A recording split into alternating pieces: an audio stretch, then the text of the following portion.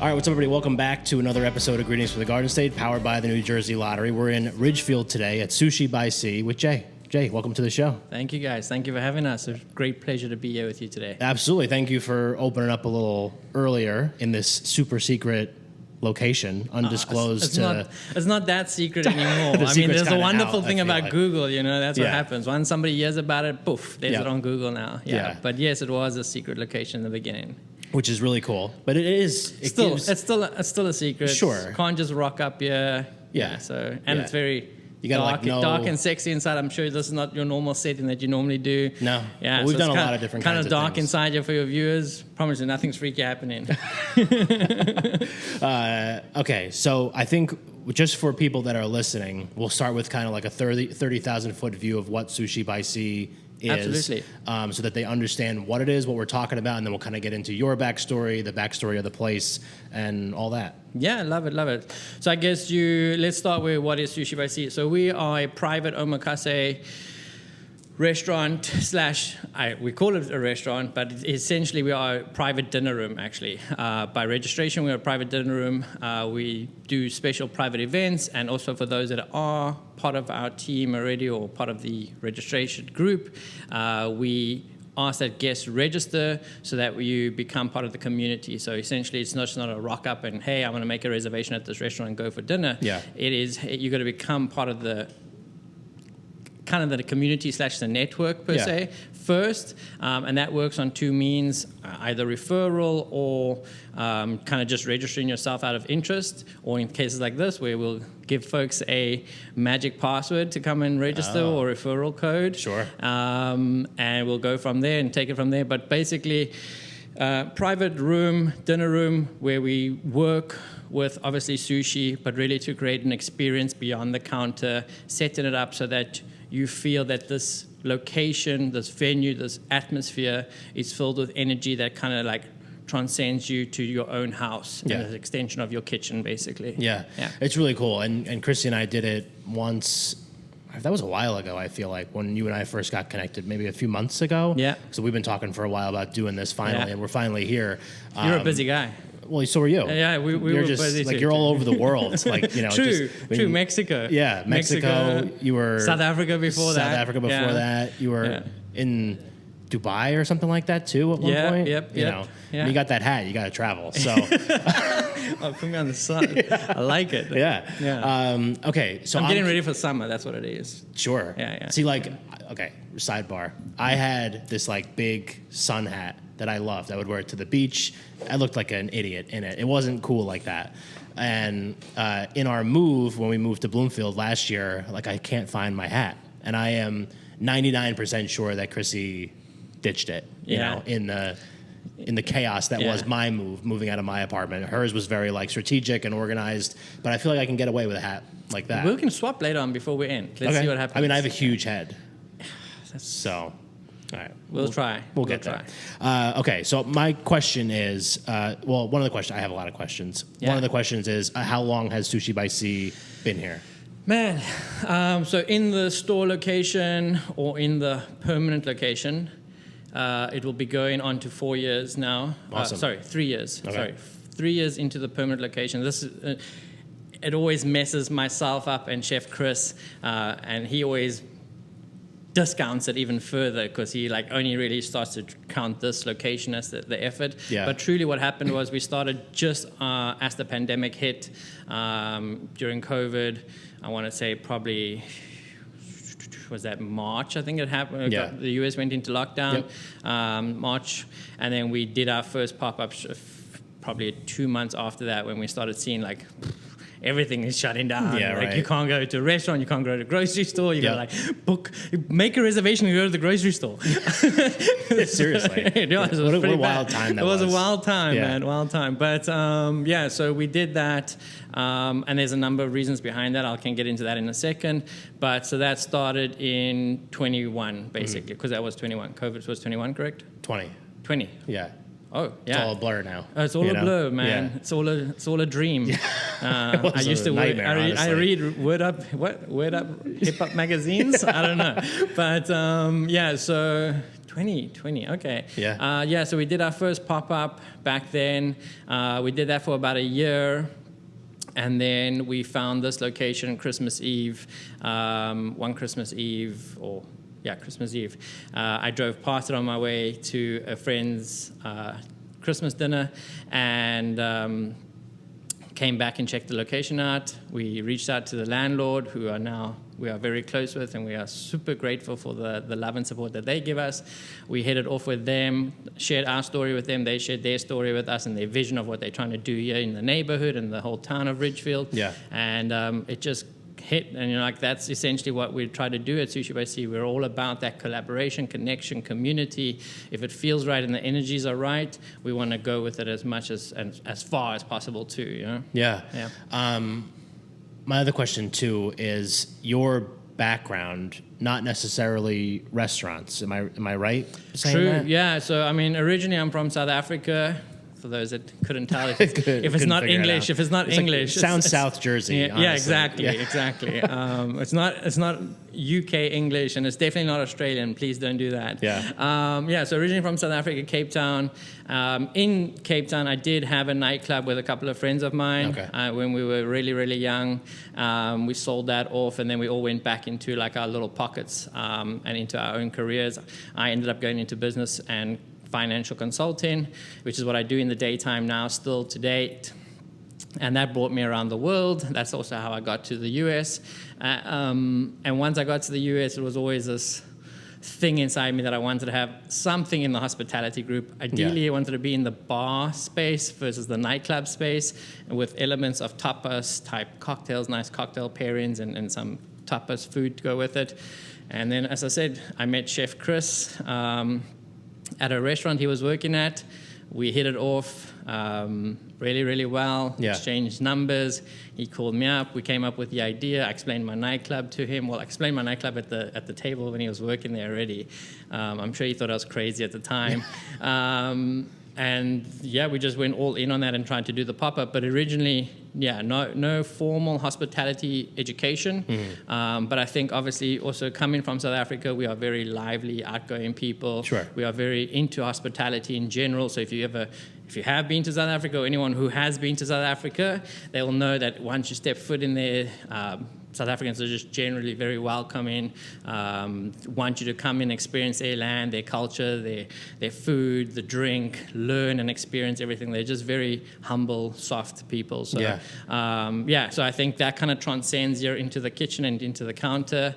And obviously having the consulting background too, I did a lot of networking / entertaining for clients. Sure. And as a result, I kind of got to go to some nice fancy restaurants around the world, and that also I got to see the other side of it. So I've seen the behind the scenes, I saw the front of the house, and the piece that we all get to experience as guests, and kind of like learned and stole from there and went first hand into it. Yeah. And every day is a learning curve. We are humble to take feedback in, any suggestions that folks have out there. We're not looking to say we're the best out there. I mean, I do believe our sushi is the best in New Jersey, but Sure. in terms of experience, there's always, in anything in life, you have to be open to learning and improving. And everything that we do in the restaurant with our small team is truly wearing our heart on our sleeve, and we do go in each day trying to do the best that we can do, and that's all we can ask for. Yeah.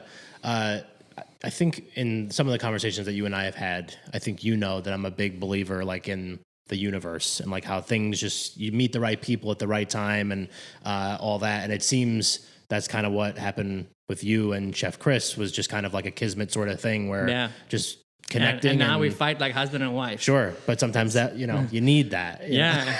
And I mean, that's true. Like you get tested. I think like part of the universe is us coming together as people, where we can get to feed off energy and learn one another's style. And they say that the only way you truly start to grow is when you are married in a husband and wife relationship. You see the different sides of yourself and a different side of your partner showing up, So as much as I originally thought I was like prepared for it, I'm sure he says the same thing. It does take its toll on us mentally, physically. There's days that it's like, especially with the current economic situation that we're in, tariffs and all that stuff, having to bring in fish from Japan, doing sourcing internationally, it does take its toll on us. And then we do have direct contact with our vendors abroad, so that becomes its own challenge. So Right. it's just a spiral of things that just the universe just has to play into, kind of like making sure that everything moves swiftly, nicely together at all times. And sometimes it's a little bumpy. Yeah. But as I said earlier, is if the energy is right and the feeling's in the right place and the intent's in the right place, I think that's what we try to push forward, and we hope that our guests feel that love and attention and that special kind of creativity. Totally. What was it about, I guess, him at the beginning because obviously, like, as a business guy, finance, consulting, all that kind of stuff, you're coming in from one angle. Obviously you have like a little bit of a hospitality background from the club days and all that. But was there something about him that you because like I have a lot of friends that I will never go into business with, and like people that I hit it off with, I'd be like, I'm not touching that. But like, what was it about him that made you feel comfortable about it? Yeah. It's tough. I mean, there's many elements to it. And I think you're right. There's always that thing in the back of your mind, like, hey, what, how, I need to learn more. I need to know more. All the background checks, and I do really operate myself personally on a level of energy and frequency. And if it feels right, I'm gonna go all in with it. And if someone's aligning with me and we are connecting and it feels good, for that moment, I'm pushing all my energy towards it and see what happens. And so really that's what happened with Chef Chris. We hit it off. I watched him work behind the counter that he was working at. He's able to, I mean, you've been here, so you know, he's able to command the whole like counter, and sometimes we're doing 14 seats. There's not many chefs, even in the city at the mega, and again, we're pushing the limits on it too, because like if you are at a Michelin star omakase restaurant, those Michelin star chefs prefer to keep their seats nice and tight. They want 4, maybe 5, 6 max, because they want to keep the precision there. They want to have that very quiet, structured style to what they're doing. And so Chef Chris is able to kind of do that with 14 people, still hold the energy in the room. He can still connect with each person. And so that to me was something very unique. And I think that's the piece that I think I really kind of just like fell in awe of, you know what I mean? I was like, wow, he's got this energy. He's able to speak multiple languages. He's super knowledgeable, has a finance background, has been around the world, studied in Japan, Korean/Brazilian. All of that elements kind of just comes together, and when he pushes it all right and the right time and the synergy comes and it happens, he just makes magic. And that's why we call him Chef C. I mean, honestly, like some of the bites, like we always, at the end of the year, we always kind of like put together our best bites. Like, where did we go? What did we have? And that's like kind of a thing that like Chrissy and I do, but then we'll usually like put them out on socials or whatever. But some of the stuff, like the scallops here, I forget off the top of my head. I'll have to like look back at what we had that day, but just like mind blowing. But just like so interesting and outside the box. But you know, just like by the way that omakase operates, it's just like, here it is, try this. And you're like, okay. You know? And I think that's the cool thing. I mean, like, there's this thing now in New Jersey that I feel like everyone is catching on to omakase. Like Fort Lee, we're down the road from Fort Lee. You're going to find a lot of restaurants that are doing omakase, and you will get a good omakase there, not to say that it's not. And then other places outside of Fort Lee are latching onto the concept of omakase, but truly an omakase is, to your point, where the chef creates the menu for you. It is served single piece at a time, not coming out of a plate. And I think that's the difference that we are having to kind of like help our guests understand the difference between what we do and someone else does. And then the big thing for us is with Chef Chris, we focus so heavily on the procurement and the sourcing of our fish. We do that very intentfully, and then at the top of that, we do a lot of dry aging. So there's a difference between people be like, dry aging? Like, isn't that just for steak? No, we dry age a lot of our fish. Some start at up to 4 days. Isn't that what this is part of the dry aging thing, I think? This is box that right is here, our right? netter box. That is our netter box. We are now getting it ready to get to room temperature for the night or for the evening service. But all that fish that's in there has been dry aged. Either anything from 2 days till up to, we've done tuna up until 21 days. The Mayo Performing Arts Center is the heart of arts and entertainment in Morristown, New Jersey. MPAC presents over 200 events annually and is home to an innovative children's arts education program. To see MPAC's upcoming schedule of world-class concerts, stand-up comedy, family shows, and more, head to mayoarts.org or just click the link in our show notes. Can we talk about, too, like, you talk about the sourcing and the different vendors. Yeah, please. Yeah, it's hospitality. It's off the charts here. So the sourcing, the different vendors, how did that happen? Like, because obviously to maintain those relationships and have good relationships, especially as you talk about like today and economic, insecurities or whatever, like and tariffs and all that, then you have to have super tight relationships with people that are your vendors if you're doing what you guys are doing. So maybe take me through kind of like how that process was for you. Yeah, so I mean, a lot of that sits in Chef Chris's wheelhouse. That's where he holds a lot of the networking and the relationships there. I'm the pretty face. He's the guy that's on the calls late at night doing the sourcing with the purveyors in Asia. We do have a core group of vendors that we work with here. And technically, there's this thing where everyone's like, oh, we source in the freshest fish. Yes, everyone's sourcing the freshest fish. There's fish coming in every day from Asia, Japan, all over the world. As I said, we do a dry aging of our fish, so we do get it in, and then we dry age it. Just it helps us the way we prefer our fish. But we have a very close relationship with folks like Yama Seafood, True World, MTC is another one, mutual trading company. They are our bread and butter. Like without them, we have no success. So every time you'll see when we get to Thanksgiving or we get to our birthdays or we get to key milestones for us, you'll see myself and Chef Chris going out there and kind of giving them the world of thanks, because one, it's not just about, hey, I want to be a vendor, can you sign me up? No, these guys also have so much clients that are trying to get hold of them. They have a restricted list in terms of who they take on. Sure. And you got to spend a certain amount, you got to maintain a certain value to them, etc. And just in that, where Chris was able to leverage his relationship with them. We are very close with the owners of Yama Seafood, very close with True World in terms of direct sourcing there. And then on the back end, as I mentioned, Chef Chris studied in Japan.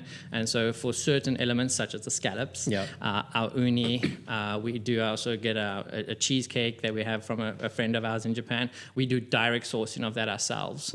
So we go out there and we have a direct link back into the Asian market. We ask for, especially for the uni, we say, okay, what's at the auction this night? And then Chris is sitting there saying, okay, this is how much I want to spend on the uni tonight. Yeah. It's crazy too, like, because I mean, obviously all those not minor details, they're major details, but like minute details, like the minutia of like how to actually put something on the plate that's going to be as impressive and add to the experience. But it's also just the whole experience, just the hospitality of it. Like I know the big saying here is, you can't really see it on camera, but it's over there.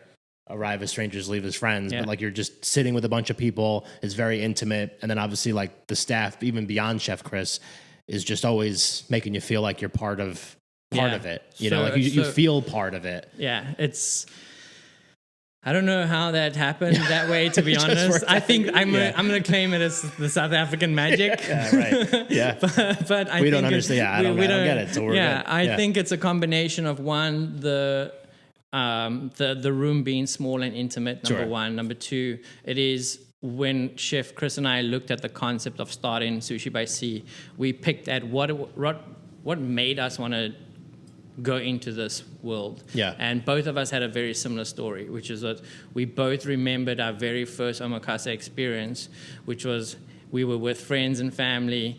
We sat down, we turned to the chef, he made a menu up on the fly, served us, and all around us that night, we didn't really remember the fish that got served. Because we were drinking and having a good time. But we remember the conversation. I remember the smile on my parents' face. I remember certain things along the course of that night stick with you, and it's like a permanent fixture. And I think that energy is what we were like, okay, we want to deliver high quality. We're going to source the best fish that we can at the best price that we can and deliver it to New Jersey. Number one. Number two was to say, okay, cool, we wanted to feel like it's something that New Jersey doesn't have or hasn't had before, and can we bring that? And then that's where we kind of like did what we've done here, so that it does feel like when you step through the door, and as you know, there's a waiting room outside, and then you step in, and it's like it's dark, and it's like, wait, I'm still in Ridgefield? Yeah, right. Yeah?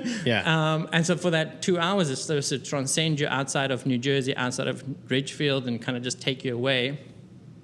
And then lastly is to make sure that that energy pulls through in terms of making sure that we can deliver the experience. Because great food without the experience doesn't help. Yeah? Right. Nice venue, poor food doesn't help either. So Yeah. you've got to kind of balance all three of it together. And that's really what we focus on doing. But the main thing was to make sure that we left everybody feeling super kind of like at peace, at like, hey, we just had the best experience of our life.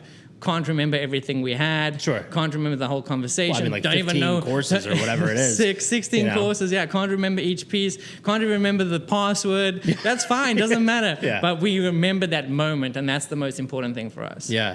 Can we talk too about like what did you guys around New Jersey like look and see what at the time when you opened, like what the omakase's like landscape was like in Jersey? Because to be honest, this I think was probably my first ever omakase experience. Chrissy had done it a couple times. Yeah. I had never done it, not because I was like anti. It just never happened for me, you know. And but we did it, and that's what it was. It was our Valentine's Day gift to each other. We did this. so romantic. It was very romantic. We also we had like the early seating. I remember that night was like major blizzard snowstorm, and we got out of here and home like right as it was really kind of coming down. And so it's just, again, the universe kind of coming through for us. Yeah. But like the landscape of omakase, we're just going to do something that's super special and just kind of go for it. And obviously there's ones that exist, I'm sure, but we're just going to make ours as unique as we possibly can and kind of go from there. I mean, you nailed it. Like, truly, that's really what it was. It was based on energy. I live in Edgewater. Chef Chris lives in Leonia/Palisade Park at the time when we opened up the store. We wanted something, the key for us is to be close to the restaurant. We don't want to be commuting 30, 40 minutes to get to the restaurant, leaving here at 1, 2 in the morning and doing the same commute back. So the first thing was to get it close to us in terms of logistics. And then if you look at the surrounding area, you got Fort Lee that has a decent amount of sushi restaurants based on the population and the demographics there. On top of that, you got Palisade Park, which has equally just as good sushi spots. Was anyone doing what we were doing? No. And so that was an element of it. Case, yeah. But at the same token, yes, in the back of my mind, I was like, there is great sushi spots at a different price point. Yeah. What's going to make the difference here? And like, I'm a firm believer of making something, building something, and if you put the right energy behind it, people will come. You know? Oh, and for sure. That's what we did. And to be honest, the first couple of months, we had some good traction after the pop-ups, and when we announced the opening, it was fantastic. It was the first 3 to 6 months was awesome. Like, we were like, oh wow, this is going as good as the pop-ups were, and amazing. And then it tapered down, and we kind of got slapped a reality check, and it hit Chris and I really hard. We were adamant to make sure, I mean, everything that's in this restaurant right now, or in the private dinner room, I keep saying restaurant, I got to say private dinner room, but inside the room was put together without any financial capital, outside of financial capital. So it's everything that myself and Chris had. Yeah. We just threw it in here, and we were adamant to get that out as quick as possible back out of the business so that we could, if another COVID happened, or if any other element could happen, the brand itself can stay intact. So we didn't have to do what others had to unfortunately do during that time. So we made a call after that 6 months to go very, very lean. And in that time, I think it made us roll up our sleeves and learn and kind of get more humble again. We pushed, and we worked really hard at it. And we ended up getting in a ghostwriter or somebody. I can't even remember how that actually happened, to be honest, for USA Today. And they had an amazing time with us, and then they put us on the top 24 restaurants last year, which was for 2024. Wow. And then it just flew, and I'm so grateful for that opportunity. So grateful for everything that it brought. It was at a time that was really personally hard for me. My father had a stroke, and I had to fly back to South Africa. So Chef Chris was alone during that time also, and it just kind of like shows you like how much like you got to be either together as a team, equally believing in yourselves, believing in the brand, and then kind of being able to lean on your partner. Sure. In this case, I was able to lean on Chris, and he gave me the space to live my life, come back and support him after that again too. Yeah. So it's just been a journey of things where don't know how it would work when we open up so close to other sushi restaurants. In Ridgefield, we were like, why? But the energy felt right. As I said, the energy with our landlords felt amazing. We are so grateful for them. They've opened out the doors for us into other things. One of our landlord partners is involved in property development. I ended up buying a house from them. So like, it's just the perfect concept of what we pitch and deliver at Sushi by Sea. It's all built out here at the same token in terms of what we're executing. Yeah. It's so funny that you were talking about kind of like the property manager and all that kind of stuff. And I was like just doing some quick like last minute research this morning just to make sure if I like saw anything like on the website or whatever that maybe I wanted to ask you about. And there's like a whole like partner page on the website, which is like different people that whether you've worked with or continue to work with that are kind of part of the, and it has like I forget the name off the top of my head. I don't know if it's just Sushi by Sea Partners or. Yeah, I think it's just our partners or Sushi by Sea Partners. But I just remember like reading through that and I was like, oh, that's really cool because you don't necessarily see, like I think for like our business, that's a lot of the stuff that we do. Like partnerships are a big part of what we do because I don't necessarily like sell anything. It's just more like brand building and getting together and figuring out how everyone can make the boat go forward. So for like a business where you're selling stuff and you have customers coming in and purchasing your products and all that, you don't necessarily see that all the time, like having a partner page like that. But that kind of lends itself to the whole community atmosphere of what Sushi by Sea is all about. True. Yeah. I mean, that is so, you crushed it. Like, again, like you just nailed it right there. Like I don't even need to say anything right there. But I'm too good at this. Yeah, like you did your research on us. But no, I mean, you sat at the counter, so you know all our desserts. We don't do any of our desserts in-house.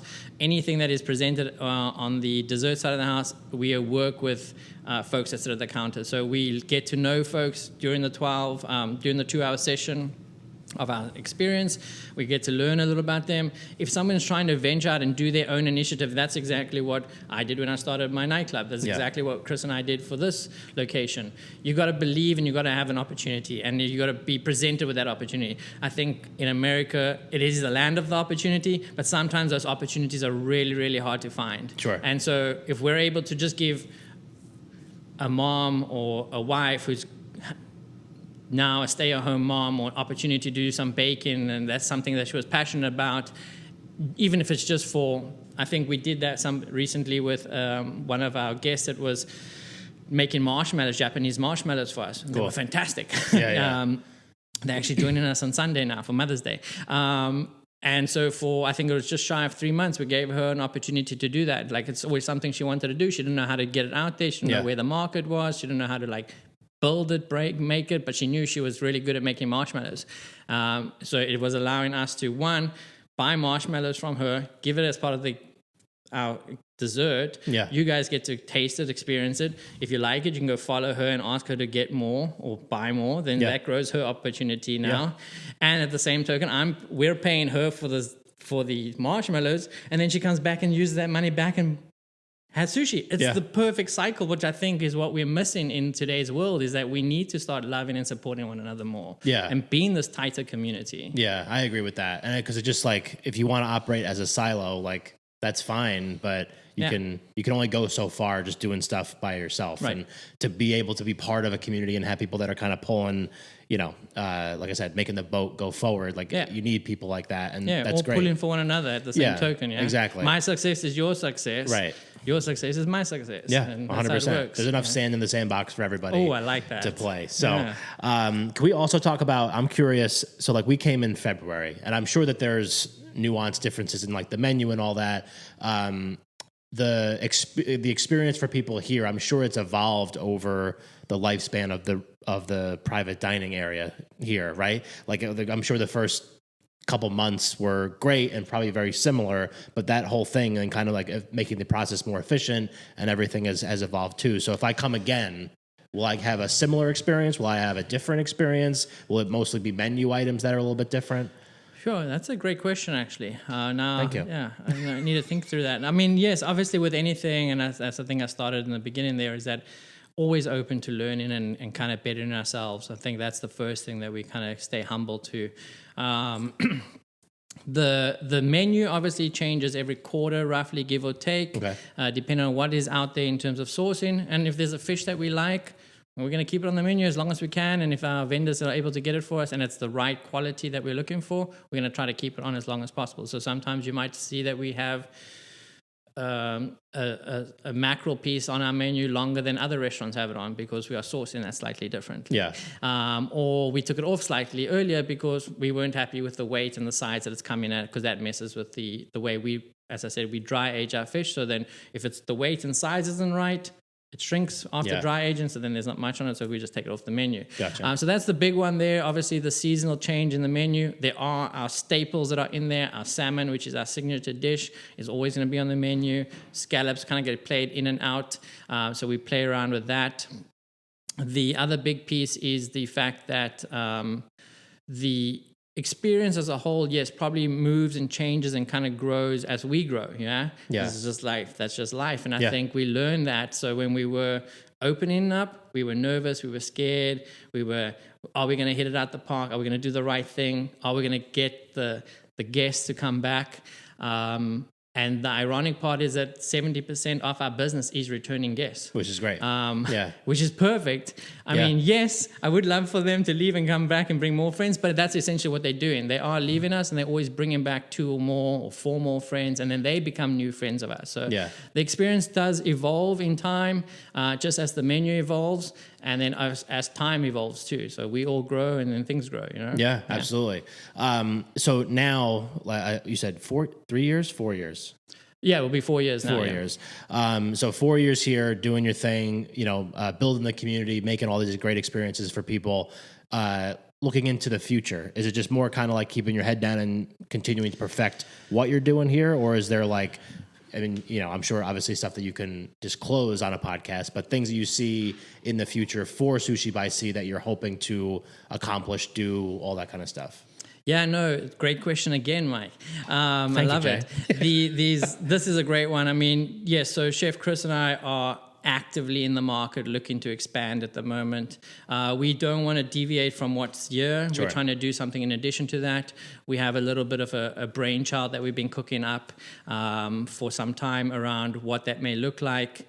And if anyone has access to a liquor license in New Jersey, close to where we are, please reach out to us. But yeah, essentially it's going to be something like that with a little bit of cocktails and some tapas type dishes to it. That's the expansion one that we're looking at in terms of the next phase. And then maybe something in terms of a little more non-omakase style, but still very personalized, trying to do something around that space also. Cool. So maybe in the terms side of like takeaways type thing, or a little more softer, not as formal, sit down for 2 hours and have a moment with us, maybe just a normal dining experience. So there's a couple of things in the work that we're working through.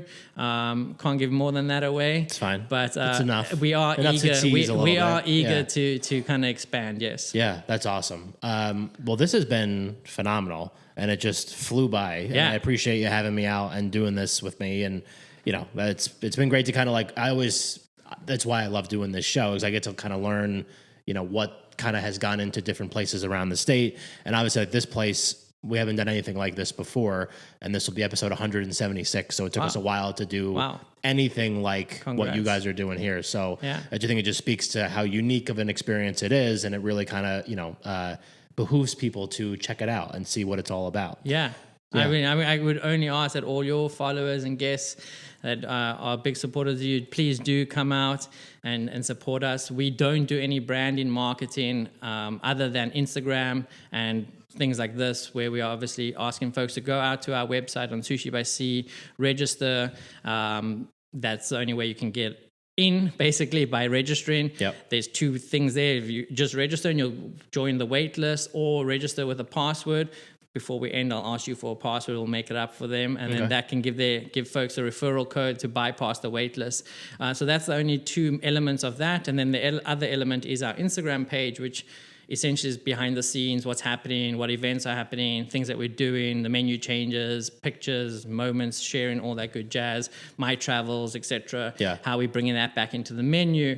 That's it. We don't do any Instagram influencers. We don't do Yelp. We don't do Google or Resi or any of those things. Strictly want to be community driven, as much as it does hurt us at times. As I said earlier on, it makes the market tighter and smaller. Right. And so we really then do depend on our guests or our friends, we should say. Now I think it makes it more powerful. You know, like if you're just like putting up Resi ads or Facebook ads or whatever, like that's great. Maybe reach some more people. But it seems like you guys, the community aspect of what you're trying to do, like word of mouth is the most powerful one. It's the hardest one to master, but it is the most, like if I told you, like, you got to go try this place, you're going to go try it. If that place was like, hey, you got to come try my stuff, I'm like, I don't know about you, dude. Exactly, you know? I feel like it's this thing where I always used to, back in South Africa, to watch these movies where guys would walk into, I don't know, a place in the Bronx somewhere or somewhere in Manhattan, and they'd be like, oh, I want to have this steak or something, and they'd be like, okay, wait, and he picks up the old like telephone, he punches it in, he's like, yo, Joey, I'm sending Bobby over to come have dinner. And they're like, okay, cool, look after him. Like, I want it to be like that, you know? No, that's the vibe. My accent was terrible. Like, don't hold me. It was pretty good. You know, I didn't mean to put you on a spot. We normally don't do accents or math here on the show, but it was pretty good. But again, if anyone is out there following you, please do come out and check us out. We do appreciate all the love and support. To our friends and family and our followers, please continue to spread the love and support. Also, check out Mr. Mike over here. It's going to be awesome. The big thing for us is, as I said, just follow the Instagram, and that's the only way we can kind of like make sure you get in here and experience it. So it's sushibyc.com. Yes. And at sushibyc. Yes. No Instagram. Yeah, at Instagram. Sushi by C. Yeah. Okay, great. So we'll put those in the show notes. People just go click it, take you right to the page, you know, and then get on the wait list. Give them a password. You want to make a password up for us on the fly? We could do New Jersey. Is that a good password? Yeah, come on, not another one. One more on the fly. We'll one more. Make it personal. Come on. For me personally. Yeah, make it. Oh, make it yours. Make it Mike Ham. Oh, Mike Ham. Oh, I like it. That's my name. Mike Ham makes it rain. Yeah. Mike Ham it is. Yeah, Mike Ham it is. Yeah, awesome. All right. Cool. I have my own promo code. Yeah, that's really cool. There you go. Yeah, thank you. Nice. I'll let you know how many people referred you, though. Yeah. Fingers crossed. On the back end. Yeah. we'll have to do a lot of kind of promo on our end to get that out there. But no, this has been great, and I appreciate you having me, and I'm sure we'll be back again soon. Please. Yeah, awesome. for sure. Love it. So this has been the Greetings from the Garden State podcast, powered by the New Jersey Lottery. I'm Mike Ham. We were here in Ridgefield today with Jay at Sushi by C. Thank you for listening, and we'll catch you next time. Thanks, everyone. Cheers.